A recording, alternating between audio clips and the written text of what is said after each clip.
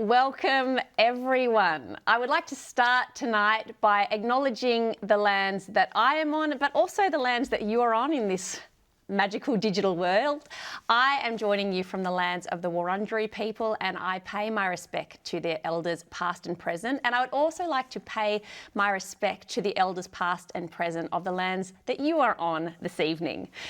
Welcome to tonight's event that is brought to you by Monash Migration and Inclusion Centre and Welcoming Australia. Tonight's event is to commemorate National Unity Week. We are so thrilled that you are joining us for what we know is going to be a very important and timely and very thought-provoking conversation. I'd like to hand over now to Rebecca Wicks, who is the Director of the Monash Migration and Inclusion Centre. Thanks so much, Susan. And I also want to extend my thanks to all of you for joining us this evening and to acknowledge that the Wurundjeri and the Boonwurrung people of communities of the Kulin Nation are the ongoing custodians of the lands on which Monash University stands. I recognize that sovereignty was never ceded, and I pay my respects to the elders and their past, present, and future communities. And I think I want to just take a second to reflect on what a privilege it is to be able to acknowledge country, especially in the context of what we're talking about tonight, which is racism stops with. And racism stops with a myriad of behaviors and events and situations that are all about the inclusion and the recognition of the vast difference and diversity that the world affords us. And it's when we can come to terms with really embracing that difference and knowing that that difference is our strength, that we become a much more civilized and, I believe, capable society.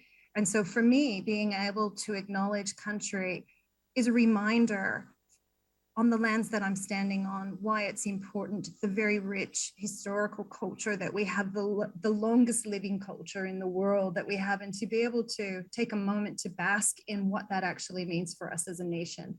And it is a deep privilege. So I believe that racism stops by recognizing that we have difference, we have diversity, we have strengths, and it makes us better. It doesn't make us weaker. So I'm just so grateful to have this incredible panel, which Susan will tell you more about in just a moment.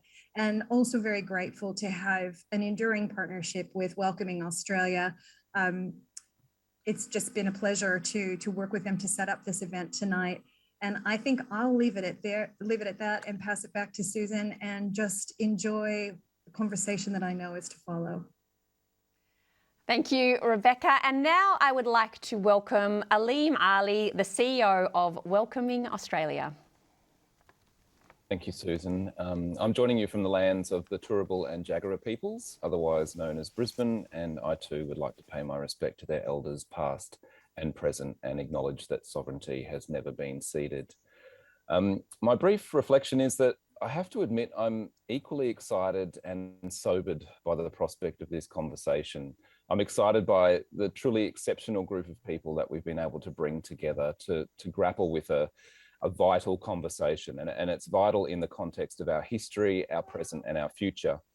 However, I'm sobered by the knowledge that we're almost at the end of 2021 and this evening's topic remains an all too uncommon and uncomfortable conversation. I'm mindful that we as individuals, as communities and as a nation really need to get much better at and more willing to engage with these uncomfortable conversations about uncomfortable truths. We need to be far less offended by being called racist or the calling out of racism, and vastly more offended by and willing to actually do something about the daily acts of racism and violence that occur in our communities and in this country.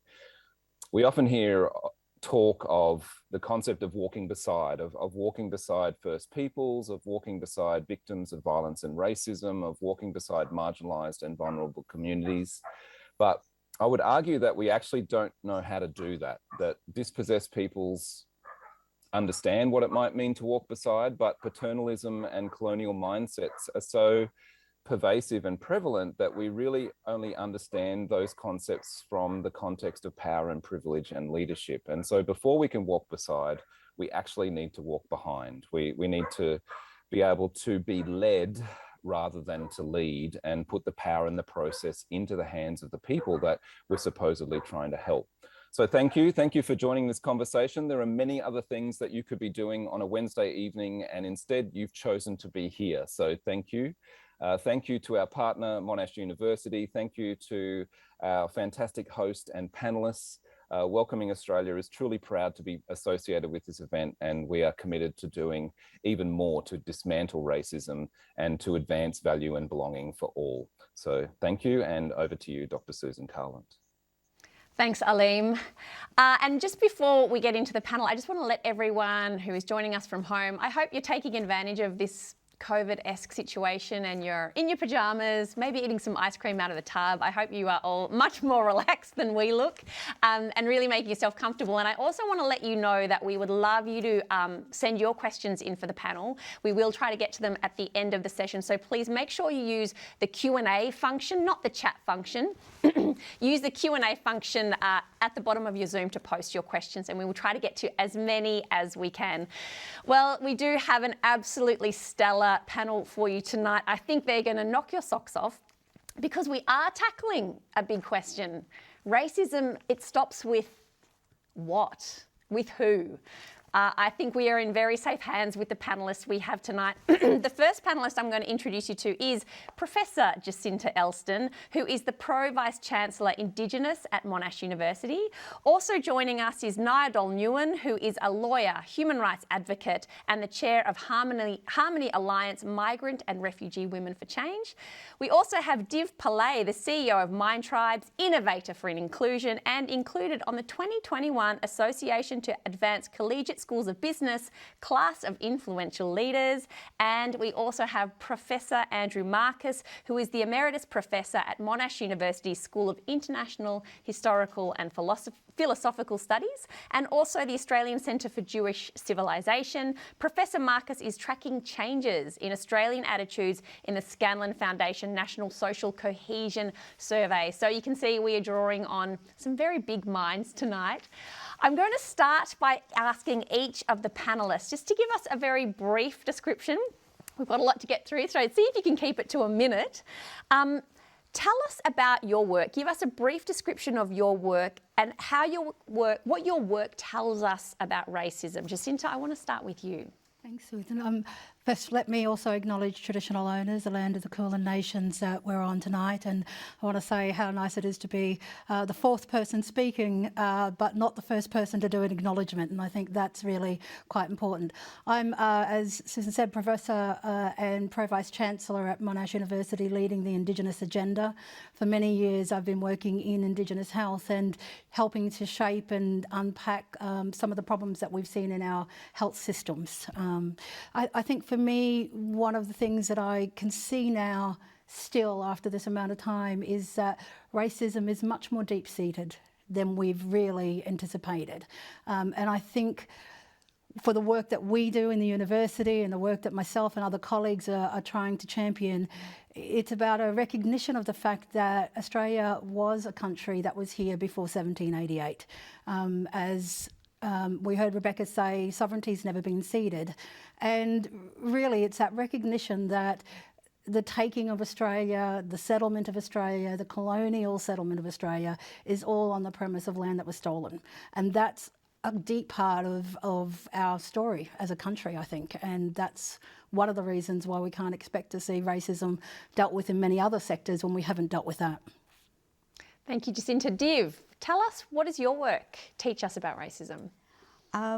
Well, our work is really about behavioural change, and it is about understanding and unpacking mindsets and attitudes towards race. And before I continue, I should also acknowledge the traditional owners of the lands and pay my respects to elders past, present and emerging, and to you, Jacinta, as well.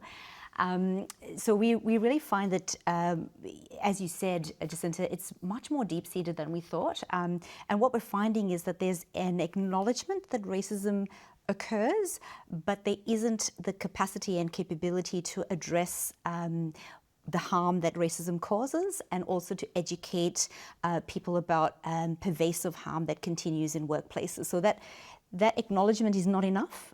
It is about building capability to continuously address it, and also to acknowledge the historic trauma of racism as well. So we're not just seeing that capability.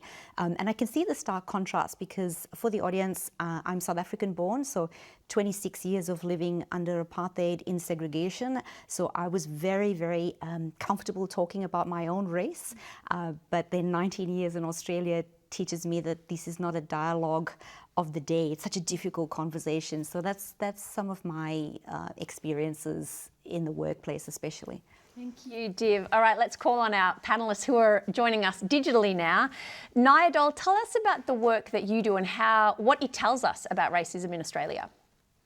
The challenge of network, but I acknowledge the Indigenous people on the lands in which I'm on, and it's always important. I think for various reasons. For me, I am a recent migrant to Australia. Well, maybe not too recent, since 2005, and quite recently there have been, I suppose, conversations about migrants being in themselves participants in the colonial project that established Australia, and what that means in terms of our relationship with First Nations people. So even in terms of racism, that is still a relevant conversation. But for what I do, I don't, professionally, I would like to think that I do something different. And I think that also that comments on the inescapable nature of racism, in that a lot of the work that I think has made me come to this panel today has been work that I've had to do or respond to because of political environments or conversations that felt personal, because they were a defining aspect of those conversations was race. And obviously the African gang is one of them, but also often how issues of race come up in the Australian media. So in terms of what I think my works teach about racism, I think I try to communicate the personal impact of racism, and try to ground it more in both the health impacts of racism, but also the structural impacts of racism, and take the conversation away from just being framed in terms of free speech and in terms of the idea that it's only hurt feelings that are involved. Thank you, Nyadol. And our last panellist tonight, Andrew Marcus. Tell us about the work that you do and what it teaches us about racism in Australia. Okay, hi. Also start by acknowledging traditional owners and pay my respects, as all previous speakers have done. My background is in part a historian of, say, 19th century colonialism, the White Australia policy, and most recently in surveys to try to understand Australian opinion. And I guess if I was going to just sort of make one point, it would be that it can be useful in some respects to have a nuanced conversation in this space rather than a blanket condemnation. I come from, I think, a couple of perspectives, contrasting the real and the ideal. And I think having the real in mind, that is what our society is capable of and what are not capable of, I think that's part of a useful conversation. And the other aspect is with regard to opinions. For me, if we blanketly condemn Australian society in terms of its racism, and of course there's a basis for doing that, I'm not contesting that, but if we do that, and if we say that things are getting worse, we need to, I think, examine the evidence on which that is based, which we do, and to realise that what we may be doing is actually giving a free kick to the racist. Because we could actually be saying, hey, you people are winning. This country's getting worse. This country's becoming more intolerant. And before we do that, I think it's important that we actually examine the evidence for that.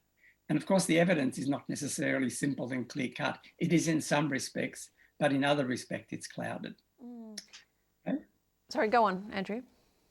No, I mean, I just wanted to sort of put that on the board, that in some respects, we're dealing with a totality, but in other respects, we're not.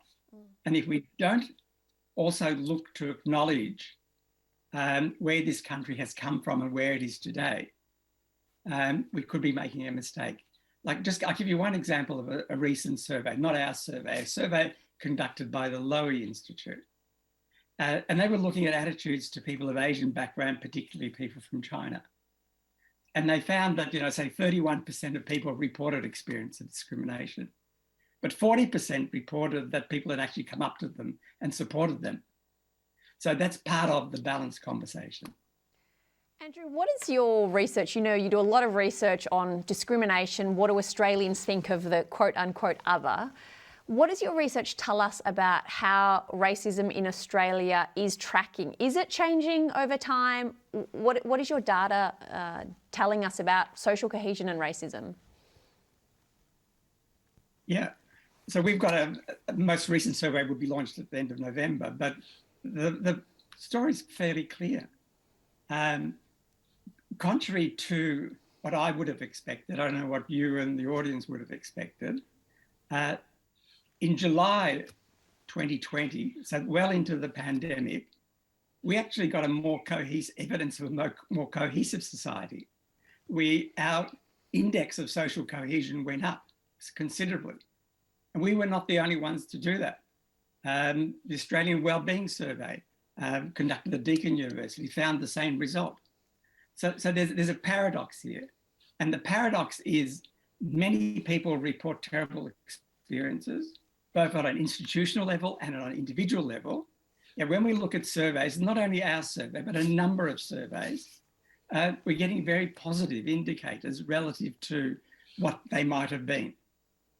In Australia, and there's no question about this, there's a hierarchy of racial preference. Yeah? And if you're in certain categories, you are treated differently. And our surveys track that and show that. But when we look for evidence, things are getting worse. More, the evidence points to stability rather than things getting worse, and in some respects, getting better. All right, I've got a question that I want to ask everyone on the panel now. And look, it's a big one. I'll acknowledge that. So good luck, everybody. The question I might start with you, Jacinta, is why do you think as a society we do still struggle with racism?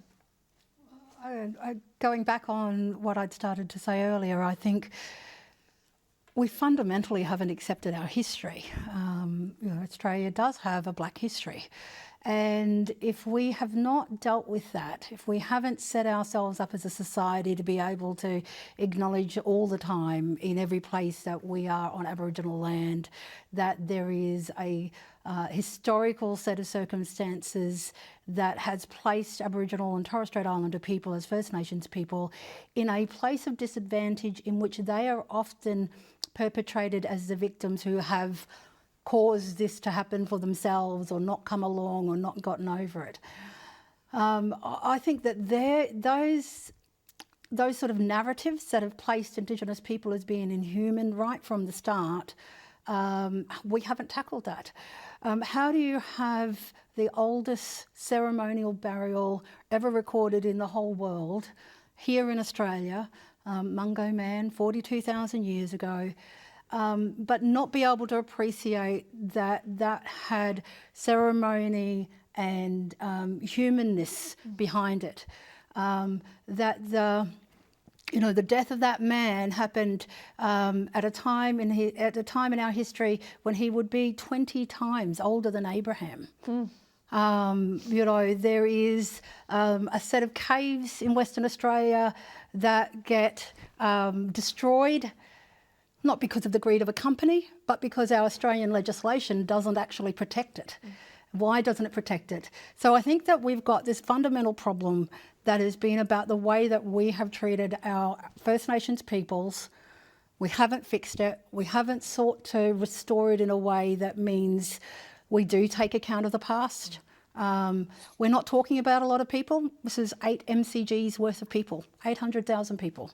And yet we can't manage to come up with a set of solutions that are bold enough that will actually help move Indigenous people to the front of our society instead of at the back of our society, in a large extent. And so I think that makes it really difficult. How do we expect the experience of any other person of colour or of any other cultural group to be any greater than that of Indigenous people? And in some cases they may be. And I agree with Andrew, there's lots of cases where our allies and our supporters, they're there and they're on the journey with us, and we wouldn't be where we are if we didn't have them.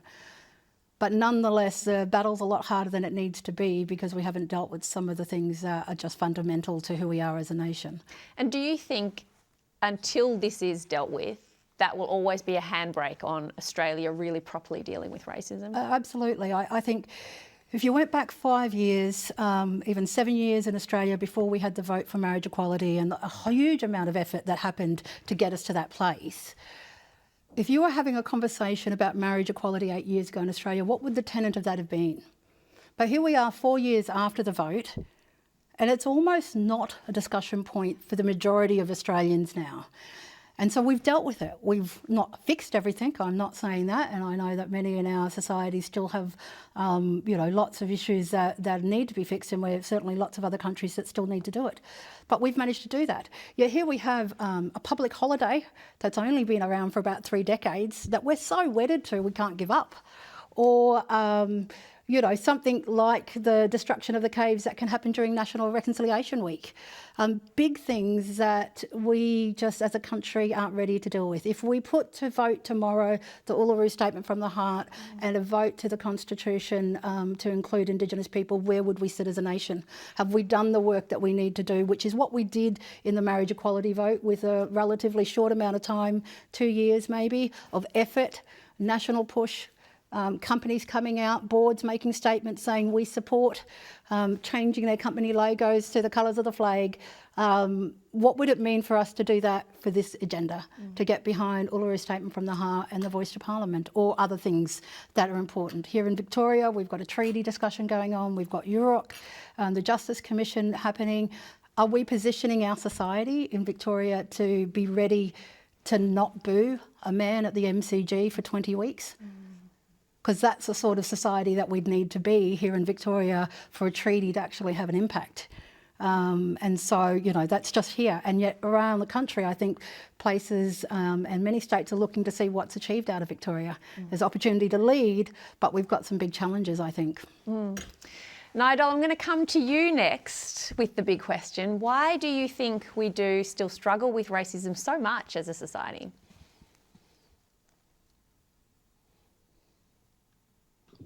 I'll stop muting myself. It's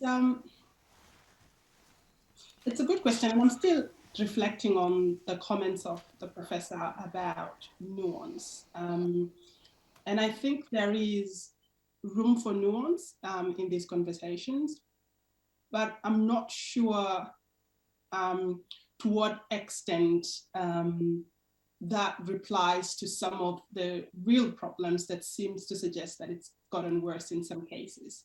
And I think that goes into why we still have a problem with racism. I think part of the problem is, how do we define racism? What constitutes racist conduct?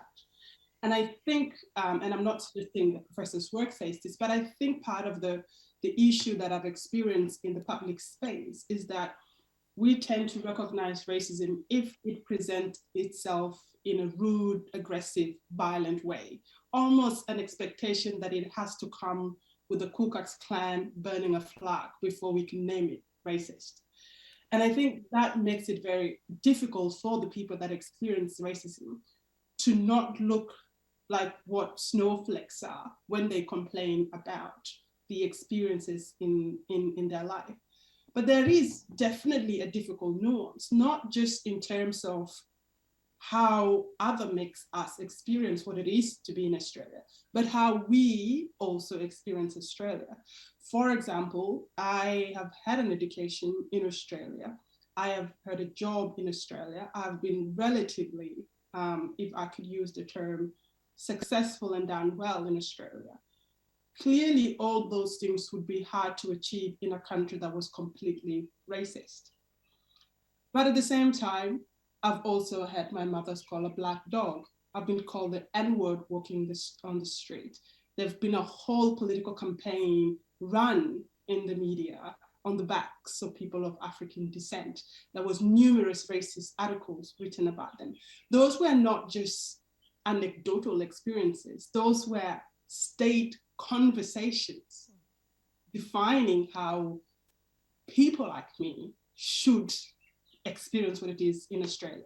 And that is difficult to explain to somebody else, because if a white, maybe for the audience here, if you are a person who is white, I don't think you sit on a television watching it and praying that a random white person committing an offense is going to reflect on you, you know. But every time a Sudanese Black kid, sometimes even, you know, a Muslim kid does something wrong, we are praying that next day that it doesn't cast a doubt on all of us from those communities and whether we should be in Australia or not. And that's not just, you know, a small group of people. Those are politicians with power and with voice and can implement policies that disproportionately affect people like us. So during the first, or one of the first incident of African gang narrative, the then Minister of Immigration introduced a policy that reduced the number of people from Africa by about 70%. That hasn't changed until today. So I think in some ways, it is not the distinction between reality and aspiration. It is the distinction between different realities and different aspirations. Because I think to live as a white person in this country is a very different experience to living as a Black person in this country. So I think that reality definitely isn't as nuanced as one would like it. But at the same time, I'm conflicted because I do know that there are amazing aspects about this country and that there are things that all of us as a citizen should work towards, and that not every Australian is racist. But I also know that the occasions for me and my children and my mother and my community to experience racism at a personal and also at a media level, and also at a political level, and also even at the federal level, those are no longer conversations about my personal experience. Those are institutional responses that shape the very existence of myself and people who look like me. And of course, I haven't mentioned Indigenous people because they're capable hands to cover that. Div, the big question, why do you think we do still struggle with racism in Australia? I think because there's ultimately like fear. There's absolute fear from white people, people who have migrated here a long, long time ago, who are from European descents, to really talk about race. And I think it's almost like a mental block about that fear, or what I hear from people in business is when I talk about South Africa and affirmative action and the fact that we, for example, needed to have a Black quota met, and we had 2-year transitions plans for senior white South African executives to exit their roles and have Black South Africans take those roles, and there was a very steady, pragmatic plan towards achieving that. I've heard some very fearful responses of that because white leaders feel, oh, I've got to give up something. I've got to give up something to put this in place to readdress that imbalance and that inequity. So I hear a lot of fear, and I think we struggle with it because absolutely, with Jacinta's point, I agree. Like, I found that really perplexing that we could not acknowledge First People. And what chance did I have as a migrant to actually get the dialogue on my own race and identity acknowledged when First People aren't acknowledged? So my first question in a corporate setting is to ask clients, do you have a reconciliation action plan that's meaningful?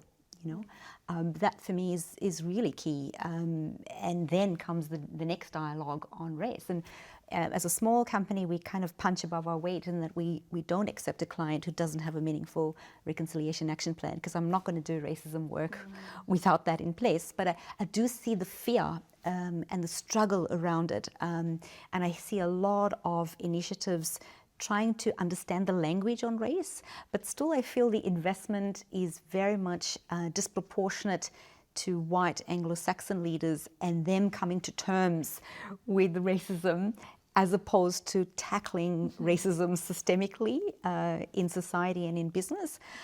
So I do feel that there's this fear and protectionism around it, you know, not acknowledging First Nations people, and there we are stuck in this holding bay. And I feel that it is something that will hold us back continuously, because when I compare the South African experience of transformational effort, and everyone had to just get behind it because there was legislation around it, and I don't feel that we have a legislative environment that actually protects people from experiencing racism and actually legislates for a transformation effort on racial equity. And until that happens, we're going to be still stuck and waiting for good people to do something positive with it. So, yeah, it's not a very easy conversation and answer, I'm sure. Andrew, you mentioned about how your research shows that some things are getting better, but there are some things that it sounds like what you're saying is some things are kind of baked in. What is your understanding of these areas of racism that Australia still struggles with, certain groups or whatever? Why are we still struggling with this, Andrew? So you're surprised by that? I don't think I'm surprised. Okay. I'm not surprised because I understand, I think I do, how societies function and how hierarchies function. We could be having a conversation about class. We would say, why do we have this class system, et cetera, and understand, that it's not an easy thing to expect that class prejudice and so on will disappear next week.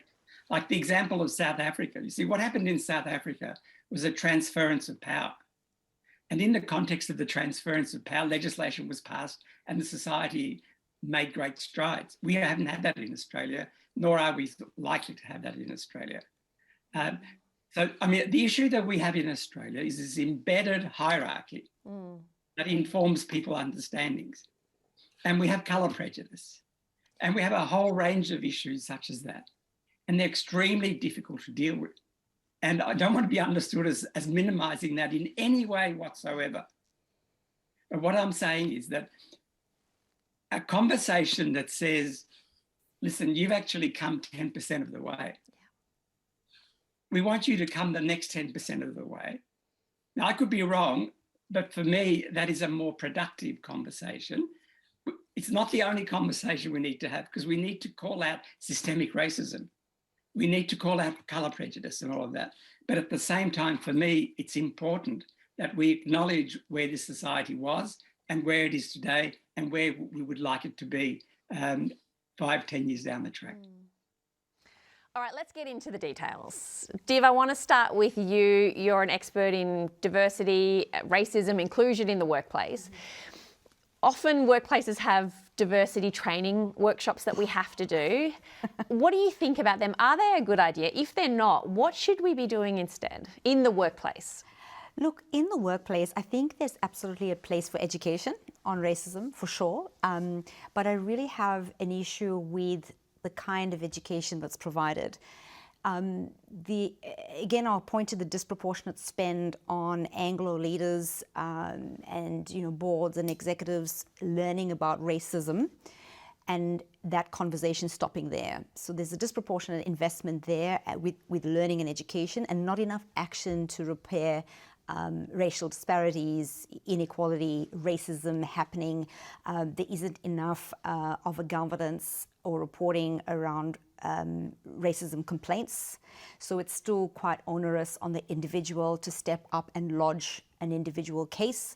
So for me, it's not enough, the education. There's almost like a period of time where I think you need to call it to say, we've given you the education, now where's the action? And the education itself, when I think about it, I've seen some really poor examples of education where it almost racially profiles and stereotypes a person. So lots of online modules. So when you think about, when we look at, analyze and audit diversity and inclusion spend, and you'll see very repeatable patterns in the spend, that there's actually a small amount of money allocated to dealing with racism, and it's normally online compliance kind of hygiene models, modules completed normally at induction, and that's it. So everybody gets a broad brush understanding of it. what is the behavioral response then? So I know now what racism is. What do I do when I see it in the workplace? What do I do when I'm actually potentially the perpetrator of that racism? What am I, if I'm the victim of it? What do I do then?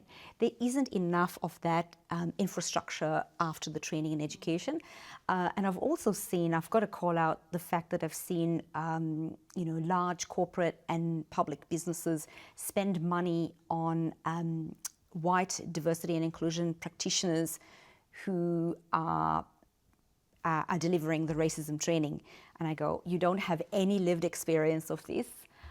How are you going to train and share what it actually feels like to experience racism? And that for me is just absolutely a no-no. I'm happy to co-facilitate something with someone from a white background, and I take Andrew's Nuance comment on board, because I do think that you need to bring people on a journey, and if you make them more fearful and hesitant of racism, you're likely not to get the change that you need. So that's important point. But I do think you need to face up to the lived experience of racism, where someone can account for how they experience it in the community, how they experience it at work, how they experience it at their children's school and pickup, how their children also experience racism. When I think about my own life, I think, we've got 3 children, all born in Australia, all Australian, but yet they still have to justify their identity. They still get labelled as a migrant, and they still do get the stereotypical racial comments that we've lived with. And I think, oh my gosh, my son is in university and he's still getting that kind of backlash. Like, when will that stop? And the conversations that we have at our dinner table is to prepare our children to face that every day, wherever they are, and that's wrong. So when I think about it, that experience, lived experience needs to be shared with leaders who have power and privilege in the workplace, to be able to see it for what it is, and also for people of color in the workplace to have that visible direct conversation with their leaders, because it's actually, a lot of people of color that we interview from a qualitative interview perspective say they are just tired of talking about their own racial identity. It's a hard conversation to have, and it's hard not to be seen only for your racial identity in the workplace. So I do think that training and development programs have a long way to go. And if anyone's listening, now and actually is in charge of a diversity and inclusion budget, or is a leader in an organization, I would absolutely urge you to interrogate the spend, whether it's disproportionate, to actually assess the value of the application of any learning, and actually to measure it from a change perspective. Is it actually doing any good to people of colour in the business? If it's not doing any of those things, probably time to stop the spend and re-audit and re-evaluate what you do next. Jacinta, you are an expert in so many areas, but you are, one of the many things you do is you are a Pro-Vice-Chancellor at a university, so you have good insights into education. And one thing I hear people say a lot is that what we need to have is better education about racism and race and inclusion in schools. That's where we need to start focusing. Do you think that is a good idea? Is that where we need to really, often what people are saying is, look, we can't be helped. It's our generation, forget them. Start with the kids. Is that what you're seeing? Look, I think there is a lot of tendency for us to say that the schools need to do more in these spaces. But I think we also have to acknowledge the hard work that teachers and educators do out there. I mean, I hear this as well about climate change, for example, that, we need to put climate change education into school. Actually, the schools are talking about it all the time. The classrooms are talking about it all the time. And I think teachers are genuinely trying to bring in these conversations into their classroom, and they're trying to look for it. Do I think that we've done enough to equip them to be able to do it? That's another piece. So actually you can't educate people about these sort of things and have a robust experience of it if you yourself aren't prepared to do that. And so, I've seen many a situation where students have walked out of even at the university level, walked out of a tutorial and said, I'm never going back into that tutorial. A well-meaning tutor has tried to have a conversation about something that has led to a rather large racism debate. And then in the end, the person of colour, not necessarily an Indigenous spokesperson, but a person of colour who's felt like they've needed to defend a situation or a circumstance has walked out feeling very injured, and it's polarised groups. So I think we do need to do some work to support teachers, educators, people in systems to be able to actually enter into this work. It's not work that you can do without a set of skills, I don't think. So I do think we need to put some focus into that. The other challenge that I think we have, and again from an Indigenous perspective, is that we are often seeing that Indigenous First Nations people here in Australia and around the world are included in a diversity and inclusion agenda. We're not a diversity and inclusion agenda, we are the First Nations people of this land. And so when you hide an Indigenous program, project, commitment inside of a diversity and inclusion agenda, you actually hide your commitment to the agenda. And so, you know, I know myself, many of my colleagues call for Aboriginal and Torres Strait Islander programs and efforts to be brought outside of a diversity and inclusion agenda. To not have that sit under that banner. And I mean, even if I went to North America, you'd often see First Nations people being thrown in under under the banner of minorities. When we think back to the Black Lives Matters issues last year in the US, all of that focus was on African American people, and rightly so. That's where that issue happened, and that's where other issues happened. But there's very little talk about the fact that Native Americans, Native Hawaiians, Native Alaskans experience the same type of mistreatment, and yet they're the first peoples of that country. So I think we've got to do a little bit more work. Again, it comes back to that nuanced argument and conversation of separating out the issues. You can't talk diversity and inclusion and just banner people together, disabilities, gender inequities. They all have their own sort of aspects to this, and I think that's one of the challenges. Also, the other problem is you can't send kids home from school more equipped to have these conversations if the households that they're going into are not going to be supportive of them. So we've got to do this work as a society, across society. We can't just expect teachers to do it with our schools. Yeah, and like people say, just give up on the older generation. That can't be the way We to do can't it. do that, yeah. I think that a lot of these opinions, I mean, who would vote on Uluru Statement from the Heart tomorrow? It's not going to be the under 18s. Yeah. So we can't just start with the kids in school. We've got to make this a society-wide, multi-generational focus, I think, to think about these issues. Nayadol, you've mentioned tonight about the role of politicians, the media, and people often do say that the media and politics, they need to do a better job in leading our conversations and the way we talk about racism and deal with it, but also just who is in politics and who is in our media. What do you think does need to happen in these big arenas that are such culture shapers for our country? Yeah, I think the term culture shapers is so important, and also conscious shapers. Like they kind of define what becomes important and urgent in our society, and they shape the priorities of the nation and the society as a whole. So they're two extremely important institutions, and they're also their representations in terms of racial representation is very, very small in both cases, which I think plays a big part in the way national stories are told. I think in the media, I'm going to make a very bold accusation. I think that in the shrinking space of traditional media and with the competition with social media, that race now has economic currency.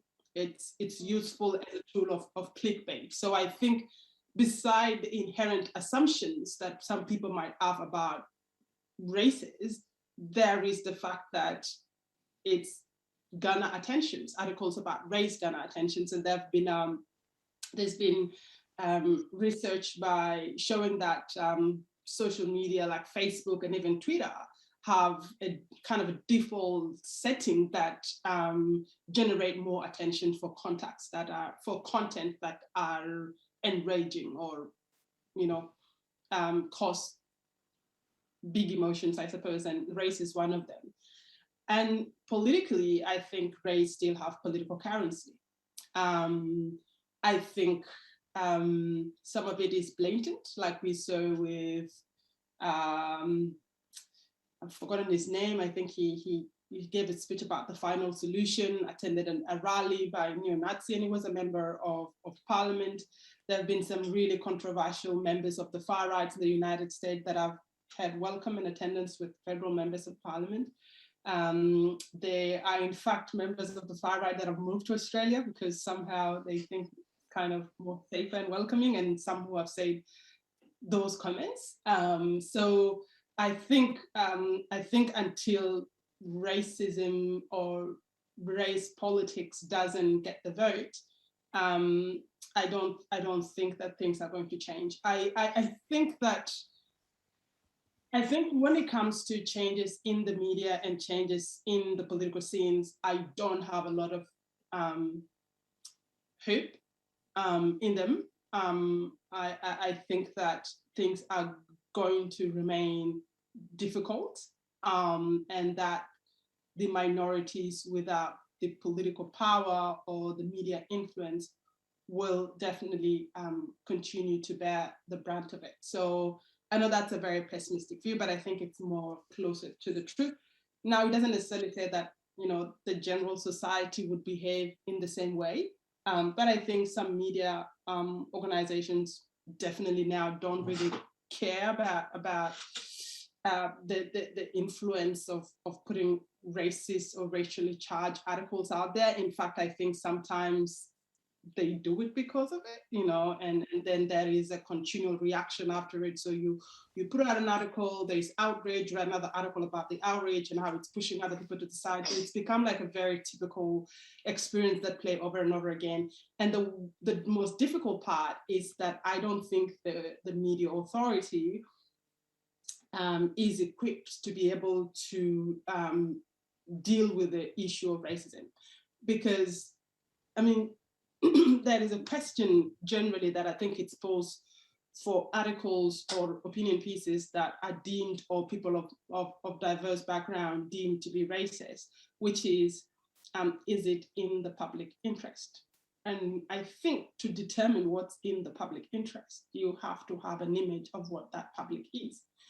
And if the public is, in your conception, predominantly, say, people who don't experience that particular racist issue, then it becomes purely a matter of free speech, and therefore it seems arguably in the public interest to do so. But it doesn't really go on deeper and ask whose interest, because if you see at the what is the public, if you see the constant divergence of views about whether something is racist or not, you could almost see a clear-cut reaction where, in my experience, people of color are saying this is certainly racist. And then most of the commentators, some in the media, some in politics who happen to white, saying this is just freedom of speech. This is people being snowflakes. These are people not, this is how Australia works.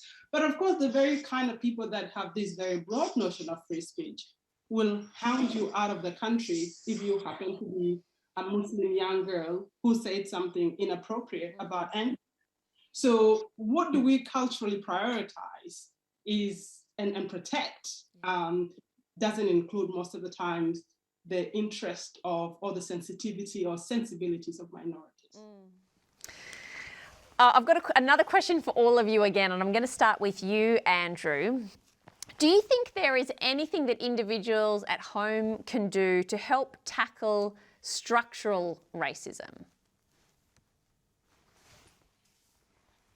Do individuals have the power to impact structures of institutions? That's the question that arises for me.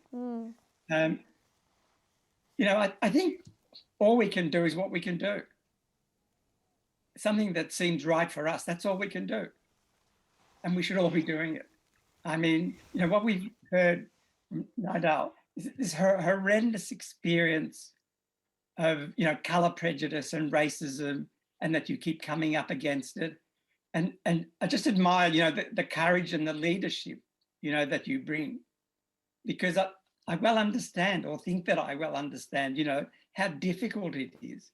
It's much easier, basically, to shut the door and withdraw from these horrendous experiences. So I think, for us, anything that's within our power, we should be doing that. And if that's, you come across a racist incident, and of course that's difficult because you don't want to get into a violent situation. But I think, that people need to understand what it is that they can do, what it is that they can safely do, and do it. Jacinta, is there anything the individual can do to challenge systemic racism? I think there is. I think one of the things that everybody watching tonight could do is tonight make contact with your federal and state MPs. If you're emailing your federal MP's office, you would say, I support the Uluru Statement from the Heart. I support an anti-racism agenda in Australia. Yeah. If you were contacting your state MP and you were here in Victoria, you would say, I support a bipartisan approach to the treaty, to the Europe Commission, and an anti-racism approach in Victoria. I think that we don't use our voting voices enough. When we come up to an election, we don't hear these race issues on the table by our politicians. And often because it's just too difficult for them to get into it. They're not hearing the public who vote say to them, this is work we want you to do. It is hard work, but we want you to tackle it. So I think that's one of the things that we can do. We could let our public servants, our members of parliament, state and federal, know that we support an agenda which will take us to a different place. And that takes us to a place where we can focus on the human and the non-human of our country. Because of course, this is also about the way that we can impact on the other big issues like climate change. Like relationship for Indigenous people to country. And it has a much bigger impact for us, I think, in the potential for the way that we will become a more cohesive and loving society in the future. And I'm not saying we're not cohesive and we're not loving now. There's a large part of us that is. But there's also a lot of ability for us to overlook the stuff that we don't see outside our back door or outside our front door when we go out. So, Div. I'm going to sort of address this from a workplace and leadership context. So we're doing some work currently. We swept global research on tackling racism. So we've looked at Canada, the UK, the US, South Africa, etc. And what we find is that there is structural racism in the systems at work. And if you're a leader in an organization or an employee, I'd urge you to look at how this is baked into racial equality right from recruitment, onboarding, selection, advancement and promotion. There's a high correlation of reduction of racism when there's representation. Yeah. So when we get First Nations people in leadership positions, people of colour in leadership positions, it starts to change the dynamic in teams, and decision making is a lot more equal, and because there's lived experience and voices are heard and it's visible. So I'd urge you to look at your systems in your workplace across the employee experience to look for structural racism that's baked in. I'd also urge you to look at your support for people who might experience racism.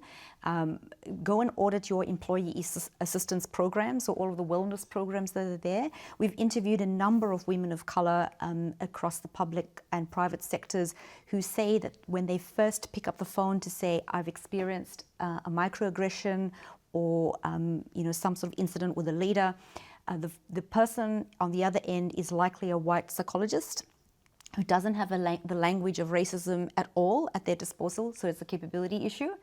But the first thing that we've heard is almost tantamount to gaslighting. They're asking these women, are you sure that this happened the way it happened? Who else was there? Do you have a record of any bystanders who witnessed and might give testimony to this incident? And what we're finding is that women of colour who experience racism are going into retreat mode. They're going, why bother? Yeah. Why bother even raising it? And for me, that's structural racism right there, because there's no help even when it's touted as call your EAP assistance and you can get some support there. that's not working. And then when you look at, how leaders actually have a conversation on race, that's not working. So I do find that there are inhibitors in the workplace that are pretty structural. And I'd call on every leader who's listening to actually look at their sphere of influence.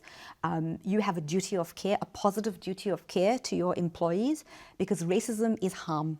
There's a mental health impact. Our country records, it's a study by Deakin University, records 3.6% on our GDP for the cost of dealing with racism.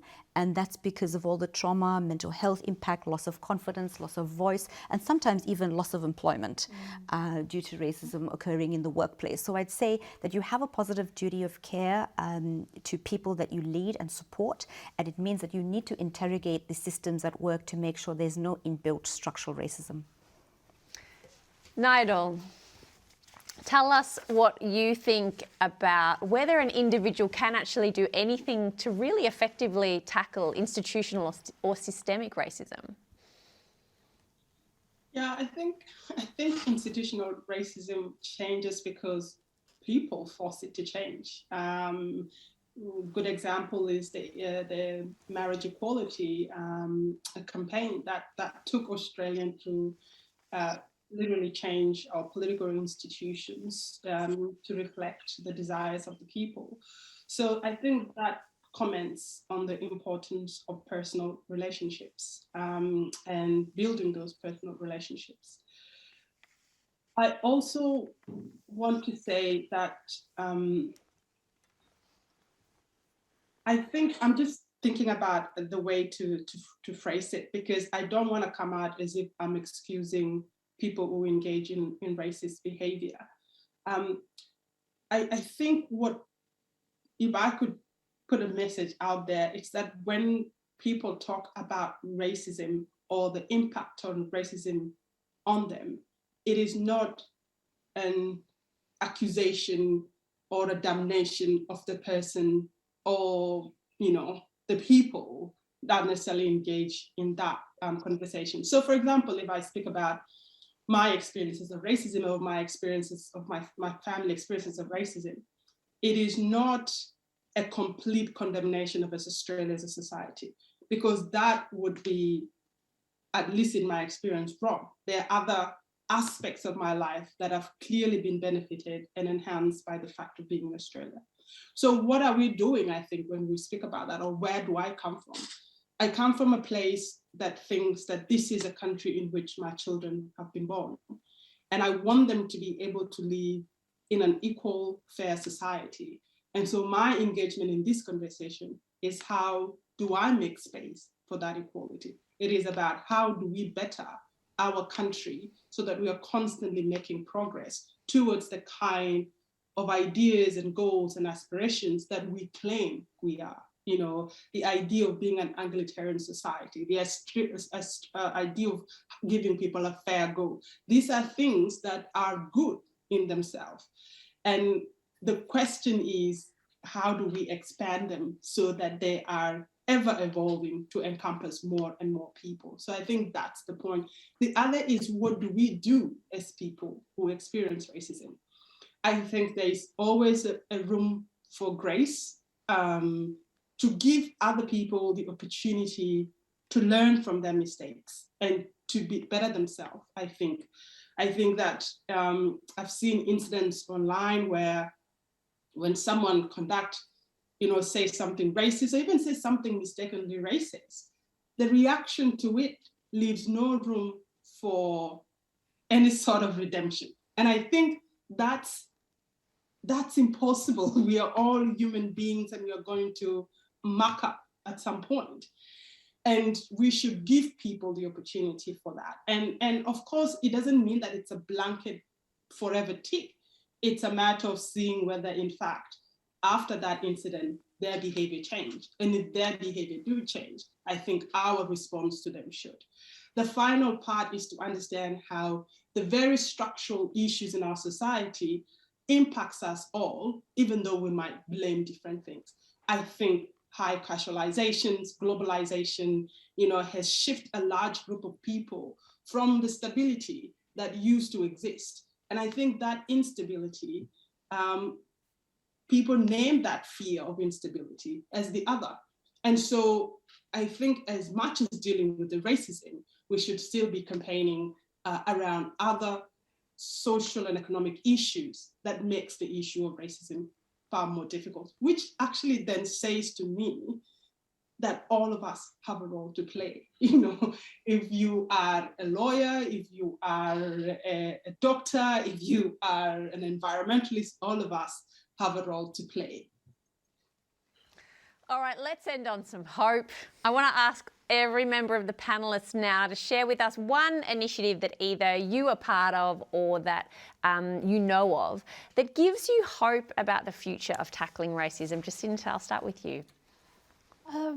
Look, I would speak to Monash University's recent strategic plan that we've just launched, the Vice-Chancellor and our council, a 10-year strategic plan, which up front makes not just the recognition of Aboriginal people here in the Kulin Nations as traditional owners, but actually calls for and says that they support the Uluru Statement from the Heart.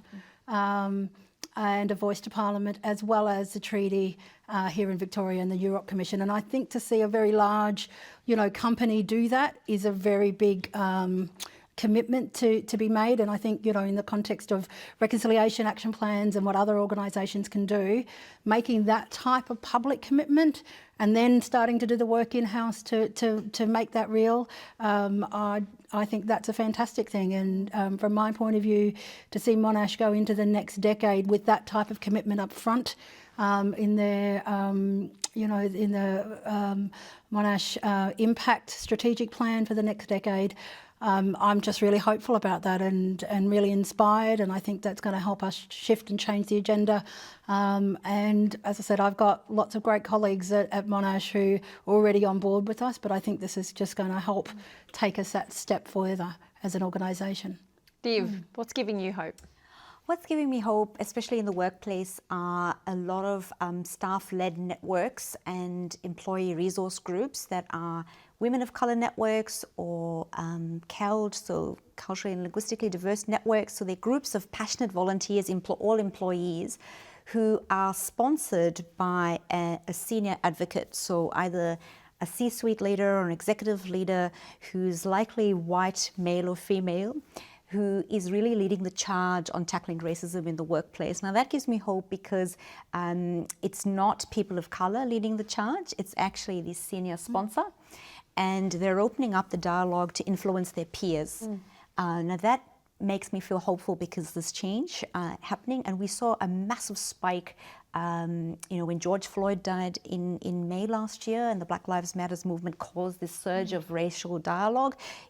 It's signaled a movement in the workplace for sure, because that conversation came into the workplace, and so too these grassroots movements start up. And I think it makes people of colour visible, it makes them vocal, it leads the change roadmap from a white ally perspective, and that's good.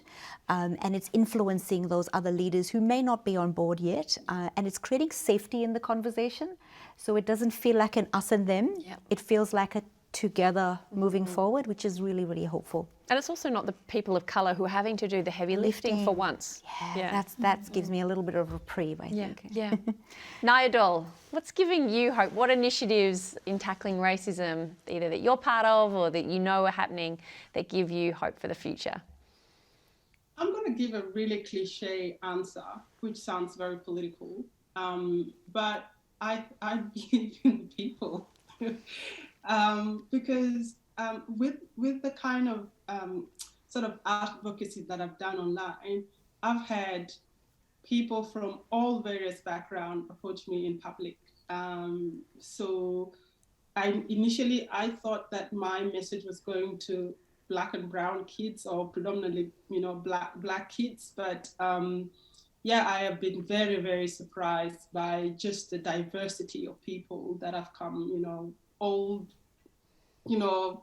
I once had a 11-year security guide stop me and talk to me about the work. I've had all white men write to me to say that they support the work of racism. I've had young white boys from privileged schools or private schools attend rally for refugees. So I think that there is still a lot of good, and that we should continue to appeal to those people to join us.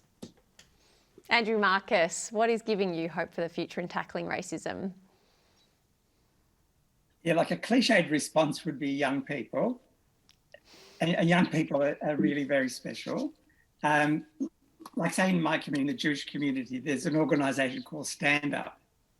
And they work with a whole range of programs, including African communities, Indigenous communities. So that is very inspiring. But there's actually more than that, because we can look at some of the elders in our community, and a very significant Indigenous leader, Uncle William Cooper, has inspired so many people in the Jewish community, because Uncle William led a protest during Kristallnacht at the Nazi policies of persecution. And so a number of people in their 70s and their 80s are now campaigning to make the Uluru Statement from the Heart well known, and organising a participation in a demonstration. So, I see positives across the community. All right, let's go to questions from the audience now. And this first one that I'm going to ask is addressed to everyone. So perhaps if it's just whoever wants to answer can. If you don't want to answer, you don't have to. I'll be nice to you at this time of night. So the question is, Professor Marcus stated that evidence suggests racism is stable or reducing. Can the panel reflect on why these reductions aren't more significant, given the clear economic and social benefits that immigration and diversity bring to our society? Would anyone here on the panel like to kick off on that?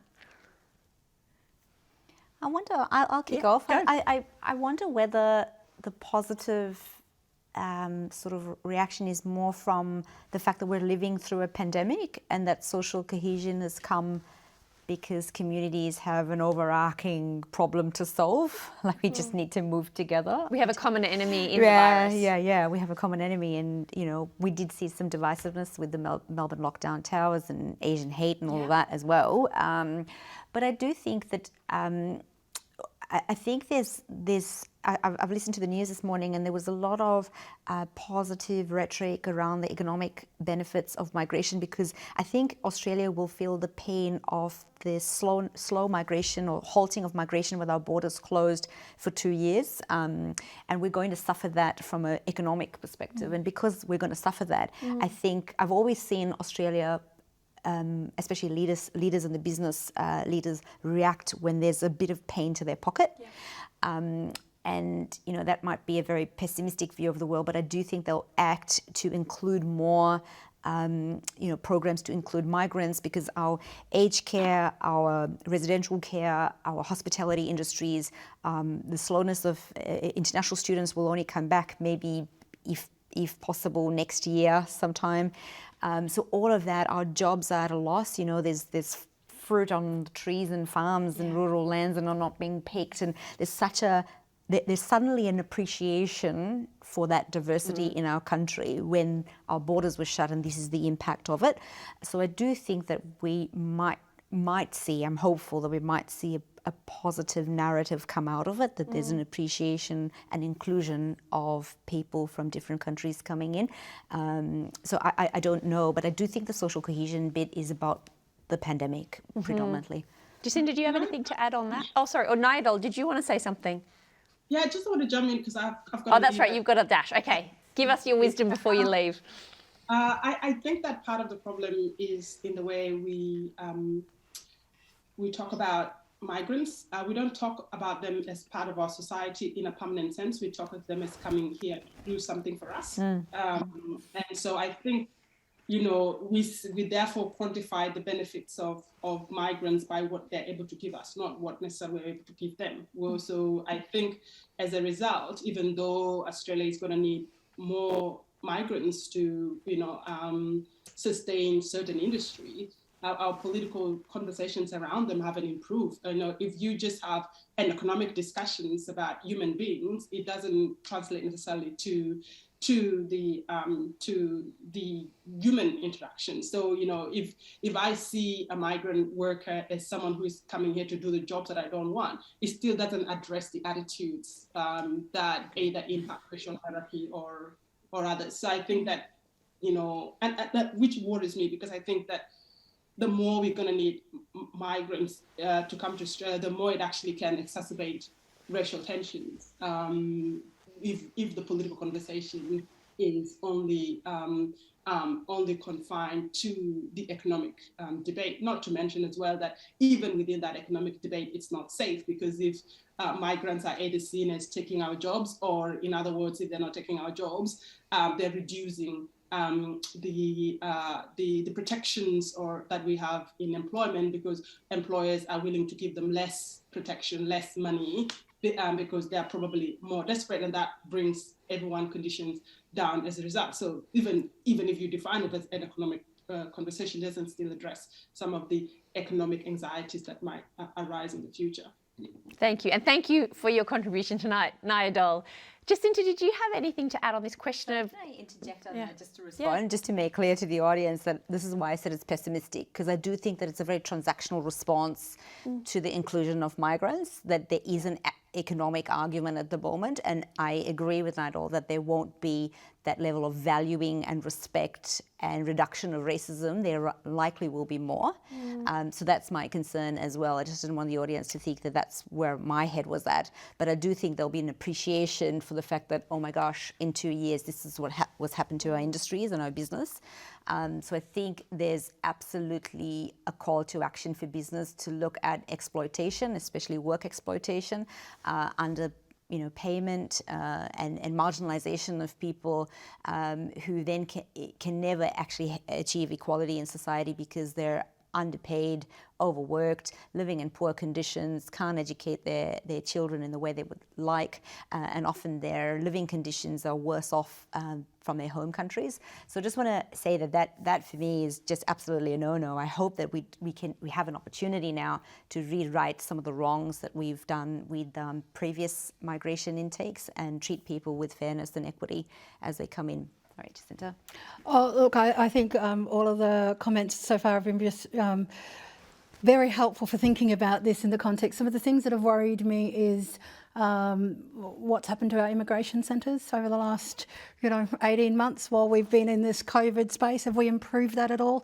We certainly learnt nothing about the way that we treated Aboriginal people in terms of reserves and missions and the way that you segregate people. And I think that if we're going to do this well, we've got to, again, put the human at the centre of it. What does it mean for an individual who's coming into this country in terms of a new life, a new opportunity? Of course, we've all, many of us have heard Stan Grant's speech on the lucky country. And people are coming to Australia for something different for them and for their families. Are we giving them that, or are we just, as you say, having this transactional relationship because they're going to come for us to do something for us? We've all seen, the story of the migrant who has come in with great qualifications from their own country, only to not be able to get qualified here. And I know our accreditation professional bodies have all got programs in place to try to get them across. But actually, do we make it harder than it needs to be for somebody to get registered to practice in Australia for the profession that they are? So I think we've got to really rethink again the systems that bring our migrants in, and then how do we transition people to actually belong to our country, not always be on the outer. And I think, this is a country made of migrants. Since 1788, everybody's migrated here. And how do we change this notion that we're not predominantly this white Anglo-Saxon country? We are a multicultural society, so how do we start to actually walk into that space in a way that values everybody? And again, for me, I've often thought, where do we put Indigenous people at the centre of that in the context of welcoming people to country? How do you welcome people to country and have Australia Day ceremonies that welcome people on Australia Day when you've got Aboriginal population, including our esteemed elder, the late Uncle William Cooper, who are calling it a day of mourning. And yet that's the day that we're going to welcome people to our country. And Aboriginal people aren't there at the centre of welcoming them to country if it's on a day of mourning. So there's some of the things that I think fundamentally we have to change the way we view that. It's about who we become as a society. Andrew, how do you understand it? You know, given there are such good justifications for us, if nothing else, such selfish justifications for us to want a multicultural society, economically, all these other reasons, we know that it's good. Why can we not open our hand to this? Yeah. Well, I mean, don't we? I don't necessarily assume that. I mean, for me, it's an idea of trying to get our head around numbers. There is a proportion of Australian society that is intolerant of diversity, doesn't want to have change as they understand it, actually do want change, but change in their direction. Yep. So there's that proportion. And then there's a proportion of the population who embraces and welcomes diversity and multiculturalism and wants to address issues. And if we can get our heads around the relative numbers, which is what I've tried to do in more than 15 years of surveying, and I'd say that if we're going to put some numbers around it, 5 to 10% in one camp, which is the intolerant camp, 3 or 4 times that proportion who welcome diversity. So it's the amount of noise and media that different groups are able to generate and to define Australian society. And they're not going to define me, and they shouldn't define us. For me, it's important to understand who they are, what they represent, and the influence they're able to wield. And also to understand that there's a lot of people in the middle who don't quite know which way to go. And part of the conversation has to be, is to recognise their fears, hopes, aspirations, and to bring them with us rather than create an environment where they feel alienated, because they're being challenged and they're being made to fear. And I think those points have been made. All right, how about we have time for one last question? This one says, some argue that there is a high level of ethnic and religious segregation in Australian schools. Do you think that this is true and that it contributes to racism in Australia? And if so, how do you think this problem could be resolved? Anyone want to take that?